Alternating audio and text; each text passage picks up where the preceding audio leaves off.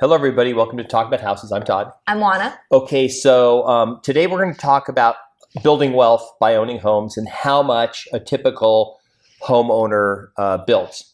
So what we have two sets of numbers we're going to go through, and one is the number on average for the U.S., like how much in the U.S. average people, and then we're going to go through Las Vegas. And we have numbers for Las Vegas for 5, 10, 15, and 30 years. Right. So the first thing that I want to address is, look, we all have to live somewhere. Can we agree on this, right? So whether you're paying rent or you're paying a mortgage, you're going to have to live somewhere. And the point of home ownership is twofold. Number one, it is a place that you can call home and it's consistent and you're in control of that situation. And number two, it is a place to build wealth because remember, you're going to make a payment anyway, whether it's rent or mortgage. Okay, so now let's get into the video. Okay, so now a homeowner typically in the U.S., and this is an average that they took 10-year snapshots from 30, 40 years ago and all the way forward. On average, a homeowner builds $240,000 of wealth in 10 years. Now, put this in perspective.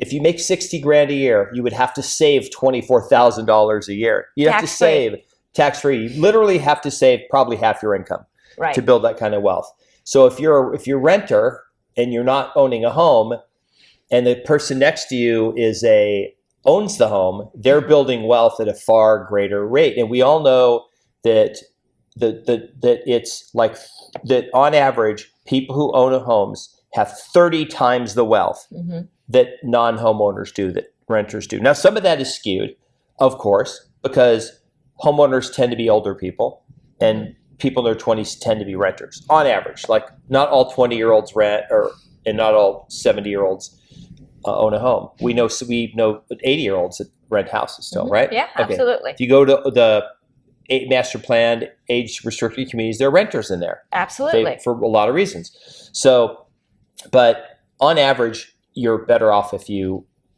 own a home versus, not owning a home. Right.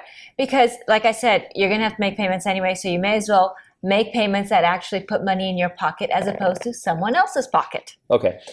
Homeownership is the largest source of wealth among families, with the median value of the primary residence worth about 10 times the median value of financial assets held by families. Now, let's talk about this really quick, what this means. What this means is if you have family wealth, and this means everybody's wealth not counting their residence. Now, if you're a renter, you don't own a residence, so you don't have any wealth, any real estate wealth. And then if you have a house, this doesn't count the house, okay? Or no, this does count the house, but it also counts your assets. So what this means is that your value of your house on average is worth 10 times of assets you hold. So there are some people who certainly have $1 million in their 401k, maybe, right? Over 30 years they've been saving and investing. But those people tend to also have home equity. Right. And then you tend to not have anybody who has a ton of assets like stocks and stuff, but then doesn't own their home. Right. In a general rule. So, you brought up stocks. So this is something I kind of want to address. Look, a house is something that has two purposes. Number one, it provides a place for you to live. And number two, it's an investment vehicle. If you take the same money that you would use to buy a house and you buy stock, that stock may appreciate, may not appreciate, may go down to zero, whatever it does, but you can't live in it. So it's not a multi-purpose investment. A house is. Home prices have increased even obviously over the last 5 years, an annual pace of 9.7%. That's not likely to continue. This is a skewed number. This is for the whole country. But if you bought a house 5 years ago, you've gained $125,000 just from appreciation. Now remember, you build wealth two ways. One is through appreciation, and the other is through principal reduction. You pay down your loan and you build equity because you borrow this money to buy a house. Now, we're going to show you some specific numbers for Vegas. We're going to show you some specific numbers in general for what that looks like. And it's going to blow you away. You're going to be like, oh my gosh, like And then there's people out there who watch our videos. They're the market crashers who say we're jonesing for buyers. We just want trying to get some business. We're trying to pump the housing market. Hey, look, you cannot beat the housing market. Like maybe you think you can go to Vegas and win at blackjack because you have a system or whatever. But if you look at overall, like the casinos win money.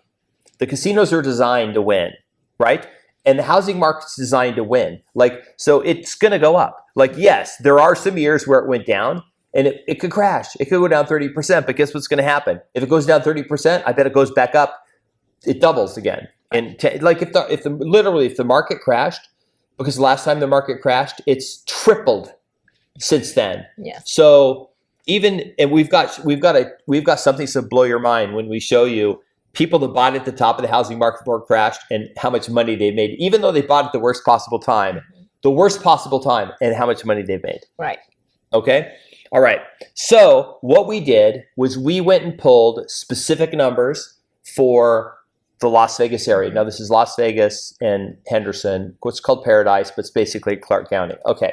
Now this is a chart, and what this shows is how much equity you made in the last 5 years, in the last 10 years, in the last 15 years, and in the last 30 years. So in the last 5 years in Vegas, you've made $240,000. This number is in thousands. $240,000 of equity in 5 years. In 10 years, you've made $362,000. This is a median home. So now, what's weird is you're pricing. Wait, why is it only 230? How is it possible that in 10 years I made 362, but in 15 years I only made 230,000? Well, what was 15 years ago, Oana?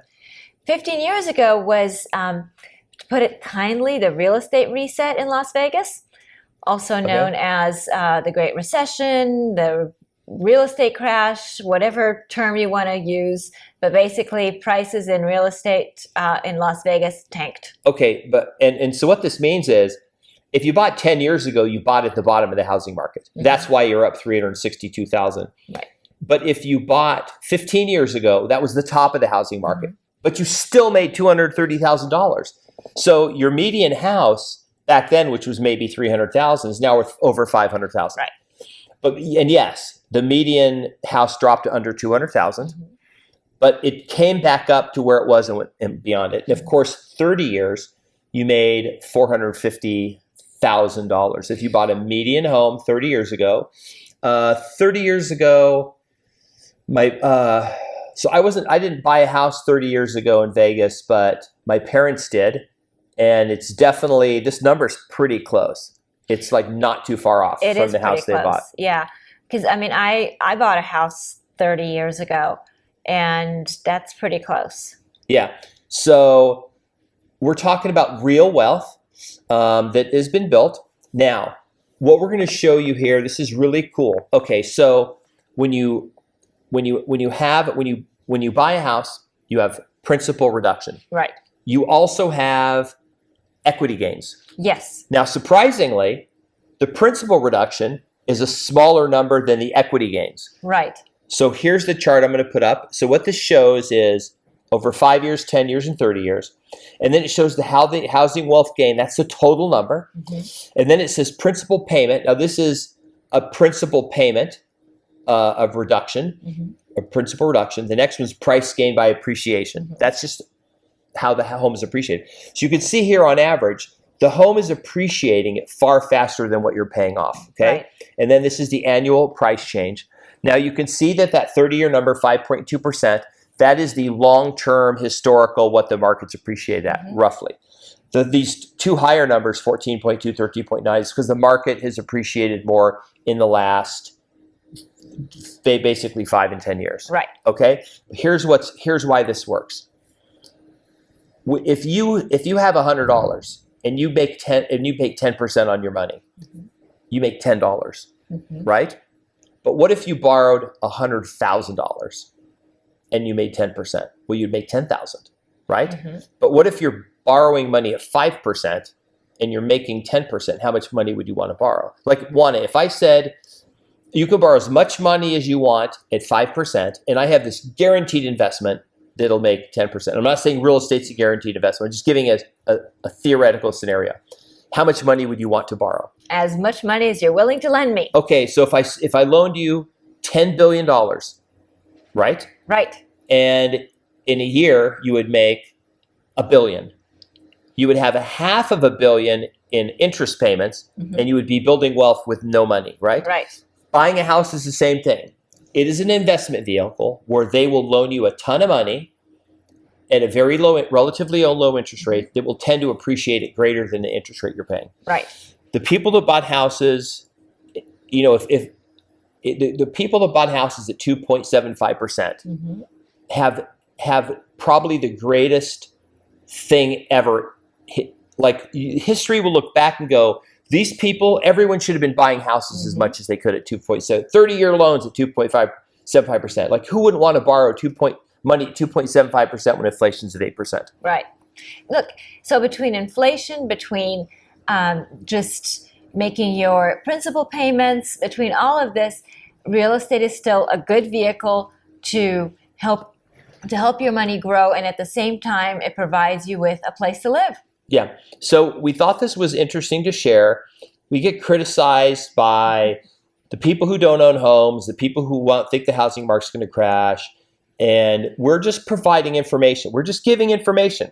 We are not trying to push people to buy houses, because the bottom line is we don't really care if you buy a house or not. If you don't buy a house, then you can just not buy a house. That's fine. Promoting housing it's not unrealistic to promote housing. Like tons of people who watch the videos say, hey, I watch your stuff.